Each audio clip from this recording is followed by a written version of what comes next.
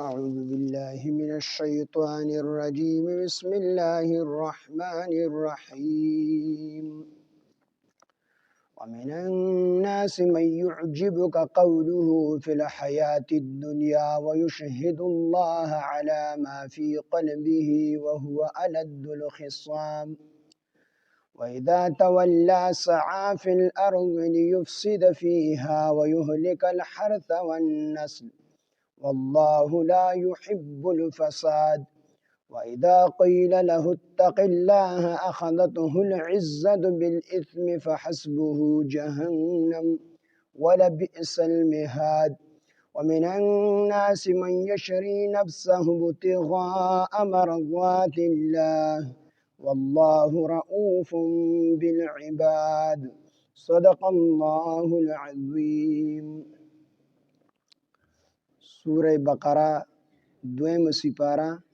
آیات نمبر 204. دین مخ کی اللہ پاک جل جلالہ د دو قسم خلق ذکر کړی دی چې یو قسم خلق دادی چې اغي صرف دنیا غواړي، ربنا آتنا فی الدنیا وما له فی الاخرة من خلاق. الله بس مونږ صرف دنیا راکې، د دنیا سره مکار دی، د آخرت سره زمونږ هیڅ قسم تعلق نشته، هیڅ قسم کار زمونږ د آخرت سره نشته. نو دا هغه قسم خلق دی چې دی صرف دنیا غواړي، آخرت نه غواړي. او دویم قسم خلق هغه وو چې هغوی وي ربنا آتنا فی الدنیا حسنه وفي الآخرة حسنه وقنا عذاب النار.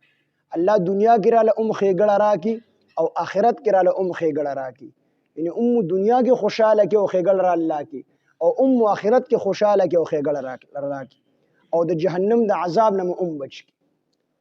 نو دوه قسمه دعاګانې او دوه قسمو ډلو دعاګانې کړې وي. یو هغه قسم و چې هغوی صرف دنیا غوښتله، د هغوی ټول مطلوب او مقصود صرف دنیا و، آخرت سره تعلق نه. او دویم قسمه ډله هغه وه چې هغوی دنیا هم غوښتله، دنیا کې هم خوشحالي غوښتله او آخرت کې هم خوشحالي غوښتله. نو دې کې الله پاک جل جلاله په دې آیاتونو کې هغه دواړه قسمه ډلو ذکر کړي. دې کې الله فرمایي ومن الناس، او بعضې د خلکو نه، من هغه څوک دي یعجبک چې په تعجب کې اچوي تا لره ای پیغمبر علیه السلام، قوله خبره ده هغه، فی الحیات الدنیا په ژوند د دنیا کې. دا اصل کې دا آیات د احنس ابن شریق منافق په حق کې نازل شوی دی. احنس ابن شریق دا منافقو دی به د رسول الله صلی الله علیه وسلم دربار ته راغی او هلته به یې خپله چالاکي کوله، او دی ډیر زیات فصیح او بلیغ و، یعنې ډیره پسته ژبه یې وه. نو نبی علیه السلام ته به د الله پیغمبره زما تا سره ډیر محبت دی، او زما د صحابو سره ډیر محبت دی، او ډیره مینه مې ده ورسره، او د الله پیغمبره زه چې په کور کې یم نو په زړه کې مې تاسو یې، چې دلته کې راشم نو زړه مې خوشحاله شي، او چې په کور کې یم نو په کور کې را باندې ټیم نه تېرېږي، د کاروبار په ځای کې را باندې ټیم نه تېرېږي، چې تر څو ستاسو دربار ته بې حاضري نه وي کړې. او قسمونه به یې خوړل په دې باندې چې د الله پیغمبر زما دې په الله باندې قسم وي چې زما تا سره او صحابو سره ډېر محبت دی. نبی علیه السلام خو انسان علم غیب خو ورسره وونه، نو نبی علیه السلام به د هغه د خولې په خبرو باندې یقین وکړو چې یقینا دا سړی خو ډېر محبت والا سړی دی، او دا خو ډېر کلک ایمان والا صحابي دی. صحابه خو ټول چې کوم دی کلک ایمان والو، خو نبی علیه السلام دا ډېر مضبوط ایمان والا دی. نو الله پاک او چې کله په د نبی علیه السلام په دربار کې ناسو نو د محبت دعوې به یې کولې، د مسلمانانو سره د خیرخواهۍ دعوې به یې کولې، او د ایمان دعوې به یې کولې، او په خپل زړه به یې قسمونه خوړل چې زما په زړه کې ستاسو محبت دی او کلک ایمان دی. خو چې کله به د رسول الله صلی الله علیه وسلم د مجلس نه ووتو او لا بړو، نو بیا به یې څه وي، بیا به چې کوم دی د مسلمانانو چې کوم ځای کې فصل به و هغې ته به یې ور ورته کړو، د مسلمانانو فصل به یې وسوځه. خو کوم ځای کې به د مسلمانانو څاروي وو، توره به یې راواغسته، د هغې خپې به یې کټ کړل، څاروي به یې وله قتل کړل د مسلمانانو. نو که چا به ورته ووایي چې داسې کوې د الله بنده، اتق الله، د الله نه ویرېږه، نو ده به ورته وي دا خو بس زه یو سړی یم چې داسې کار کوم. په دې به بیا تکبر هم کوو، به یې روانې کوو، او بیا به یې په هغې باندې تکبر هم کوو. چې چا به ورته ووایي د الله نه ویرېږه، دا خو د مسلمانانو فصلونه دي تا وسوځول، د مسلمانانو څاروي دي تا هلاک کړل، دا دې څه وکړل، د الله نه ویرېږه. نو ده به ورته داسې کار بل څوک نه شي کولی، دا زه یو ځوان یم چې داسې کار کوم. په دې به بیا په دې ګناه باندې به فخر هم کوو، تکبر به هم کوو. نو الله پاک جل جلاله دا آیاتونه دغه په حق کې چې کوم دی را نازل فرمای ومن الناس او بعض د خلقونه منها سوکتی يعجبك چې په تعجب کې اچوي تعالی را یا من يعجبك چې خوخه ته يعجبك ومن الناس او بعض د خلقونه منها سوکتی يعجبك چې ته خوخوي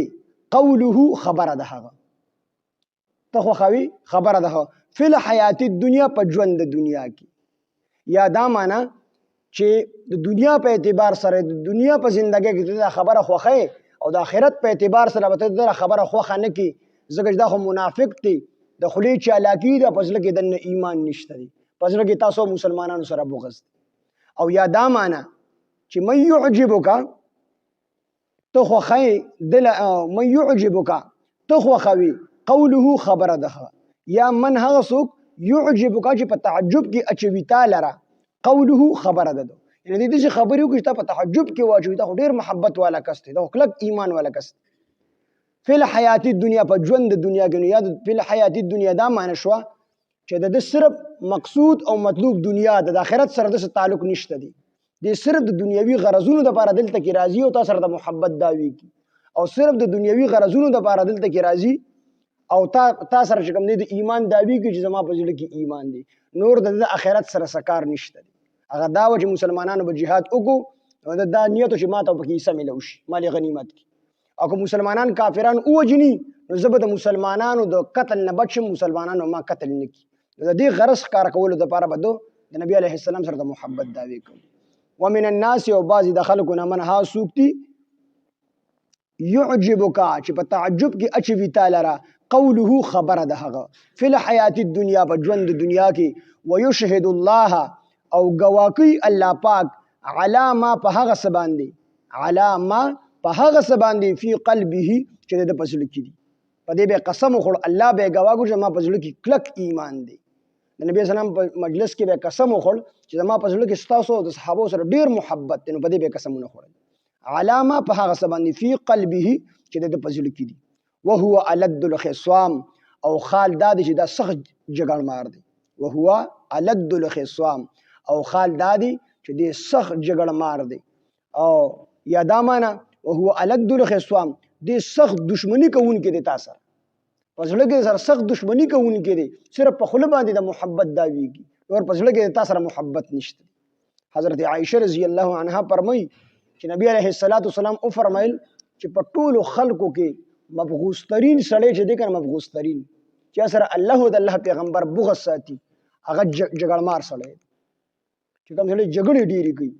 دا چې کوم دی مبغوث ترین سړی دی په ټولو خلکو کې نو دې جګړمار او دویمه معنی دا ده چې د مسلمانانو سره په زړه کې بغض او حسد ساتو دشمنی به سره په زړه کې ساتله دی احرس ابن شریق وهو الد الخصام او خالداد چې دا سخت جګړمار دی و اذا تولوا هر کله چې دی واپس شي سعان منډي وهي یا سعان کوشش کوي فل ارض پزمکه کې ليفسد د پاره د چې د فساد کی فيها بد ازمکه کې ويهلك الحرث او خلاق کی فصلونه د مسلمانانو والنسل او زناور یعنی ساروی د مسلمانانو ولا فصل هلاك کی ولا ساروی هلاك کی والله الله تعالی لا يحب الفساد نکی محبت فساد کوونکو سره لا يحب الفساد نکی محبت د فساد سره یعنی فساد نه دی خوخ نه د الله فساد خوخ دی او نه فسادی سړی د الله پاک جل جلاله خوخ دی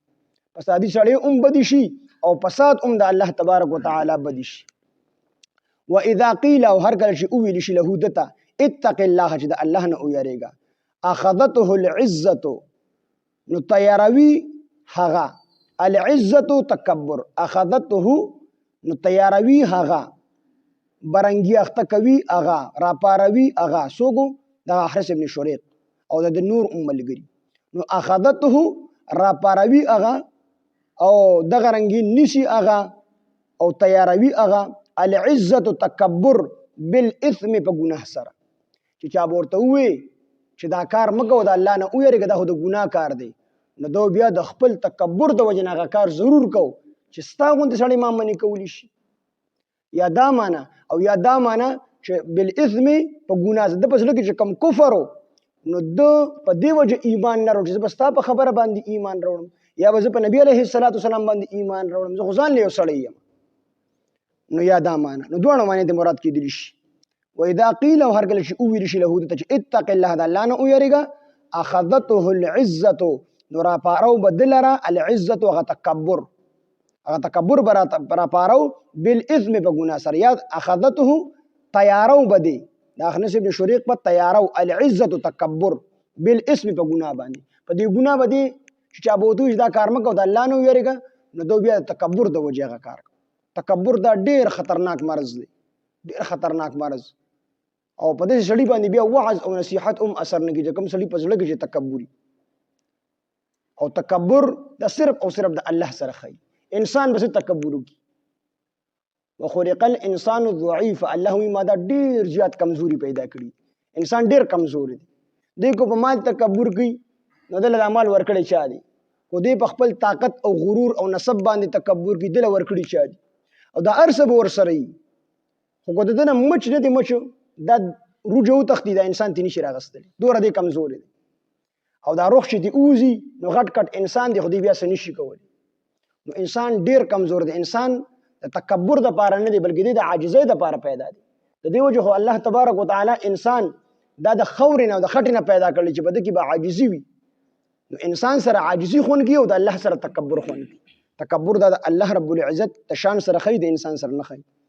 واذا قيل، هر کله چې اویل شي له ته اتق الله، د الله نه ویریږه، اخذته، نو تیاری دی. اخرس ابن شریح تیاری څه شي؟ العزه، تکبر تیاری، بالاثم په ګناه باندې. فحسبه بس کافی دی د لپاره، جهنم جهنم، ولا بئس المهاد، او هغه ډیر بد ځای دی، جهنم ډیر بد ځای دی. ومن الناس، وز دې ځای نه د هغې کلکو مسلمانانو په باره کې چې کوم دی باس کوي، چې کوم مسلمانانو به دا دعا کوله چې ربنا آتنا فی الدنیا حسنه وفي الاخره حسنه وقنا عذاب النار، چې الله پاک دنیا کې ښکلې زندگی ښېګړه غواړو، آخرت کې ښېګړه غواړو، او الله پاک موږ د خپل د جهنم د اور نه چې کوم دی بچ کړي. دا دعا به کوله. هغې باره کې اوس فرمایي ومن الناس، یو بعض د خلکو نه منها سوکتي، یشری چې خرڅوي نفسه خپل ځان، ابتغاء مرضات الله، د الله د رضا د حاصلولو دپاره. دا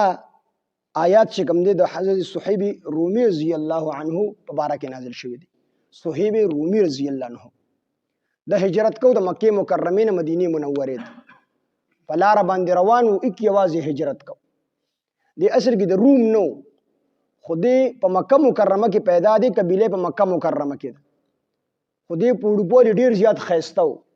او ډېر هوښیار ماشوم و، نو چې ظالمانو پټ کو او په روم کې چې کوم دی خرڅ کو. ځکه پخوا به غلامان خرڅېدل، څرنګه چې زموږ په دې میلو کې د څاروي خرڅېږي، دقه شان به غلامان خرڅېدل. نو دې په روم کې خرڅ کو. نو ډېره موده پس دی بیا چې کوم دی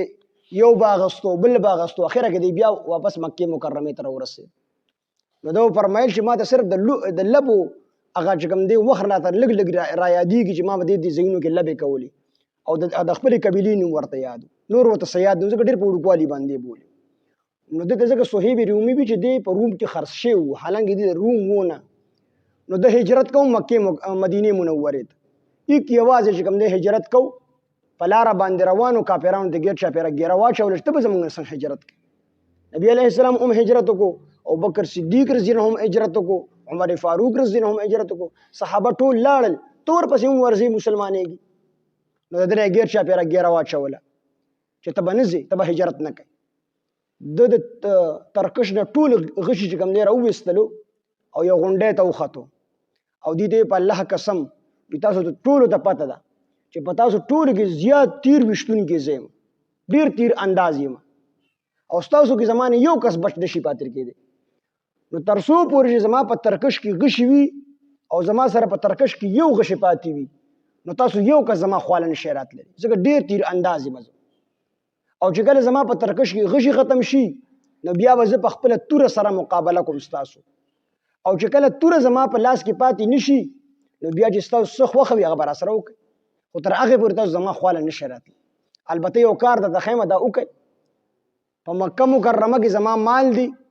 او څومره مال چې زما دی دا ټول پته درته ښیم ورشه زما هغه مال واخلې او د هغې په بدله کې ما آزاد کړي. نو کافرانو د صهیب رومي رضی الله عنه خبره ومنله او هغه مال پسې لاړو او صهیب رومي رضی الله عنه لارې خوشه کړل روان شو. چې کله مدینې منورې ته ورسېدو نبی علیه الصلاۃ والسلام باندې هغې نه مخکې الله پاک جل جلاله د آیتونه نازل کړي. نبی علیه الصلاۃ والسلام ته چې کله واقعه واوروله نبی علیه السلام ورته وفرمیل ربح البیع ابا یحیی ربح البیع ابا یحیی اے ابو یحیی تا ډیره د نفع سودا وکړله اے ابو یحیی تا ډیره د نفع سودا وکړله. نو دې کې د هغه صحیب رومي رضی الله عنه او دغه په شان د ګڼو صحابه کرامو د آیت کې ذکر دی. ومن الناس یو باز د خلقونه من هغه څوک دی یشری چې خرڅوي نفسه خپل ځان ابتغاء مرضات الله ابتغاء لټولو ته ویل شي حاصلولو ته ویل شي. مرضات دا چې کوم دی دا رضا ته ویل شي او لفظ الله چې دې طرفه ترجمه کوي لفظي ترجمه دا ډیره اسانه دی بل طرف نه د الله د طرف نه چې ترجمه کوي دا ډیره اسانه باندې تاسو په دې لفظي په ترجمه باندې پوه شئ. ابتغاء مرضات الله د الله د رضا د حاصلولو لپاره. والله الله تعالی رؤوف مهربان دی بالعباد په خپل بندگانو باندې. ومن الناس او باز د خلکو نه من هغه څوک دی یشری چې خرڅوي نفسه ځانونه خپل یعنی ځان خپل یشری چې خرڅي نفسه ځان خپل ابتغاء مرضات الله د الله د رضا د حاصلولو لپاره د الله د رضا د لټولو لپاره. والله الله تعالی رؤوف مهربان دی بالعباد په خپل بندگانو باندې. اصل کې دا یشری لفظ چې کوم دا مشترک دی دا د خرڅولو لپاره هم استعمالیږي او د اغستلو لپاره هم استعمالیږي. نو دواړه ترجمې ټیک دي. کو چې او چې من هغه څوک یشری چې وای غستو نفسه ځان خپل هم ټیک دی او چې د سی و چې یشری خرڅ کو نفسه ځان خپل نو خدا خرڅولو د معنی چې کوم دی ډیره راجح ده ځکه د بل آیات نه بیا د خرڅولو د معنی معلومیږي. نو جایز دواړه دي خو راجح او بهتره معنی ده چې د خرڅولو معنی وشي. ومن الناس یو باید خلقنا من هغه څوک چې یشری چې خرڅوي نفسه ځان خپل ابتغاء مرضات الله د الله د رضا د حاصلولو لپاره. والله الله تعالی رؤوف بالعباد مهربان دی په بندگانو خپل باندې. ومن الناس او بعض د خلقنا من ها څوک چې يعجبک چې خوخیت هغه لرا من هغه څوک چې يعجبک چې ته خوخی قوله خبر د هغه فی الحیات الدنیا په ژوند دنیا کې یا من هغه څوک چې يعجبک چې په تعجب کې اچوي تعالی را قوله خبر د هغه فی الحیات الدنیا په ژوند دنیا کې ويشهد الله او دی گوا کوي الله پاک علی ما په هغه څه باندې فی قلبه چې د پزړه کې دی وهو الد الخصام او حال دا دی چې ډیر سخت جګړمار دی. واذا تولى او هر کله چې واپس شي دی سعان منډي وهي سعان کوشش کوي فی الارض پزمکه کې لیفسد د پاره دی چې فساد وکي فيها په دې زمکه کې ويهلك الحرث او هلاك کی فصلونه والنسل او زناور. والله الله تعالی لا يحب الفساد نخوخي فساد لرا او نه فسادی لرا. واذا قيل او هر کله چې ویل شي له دتا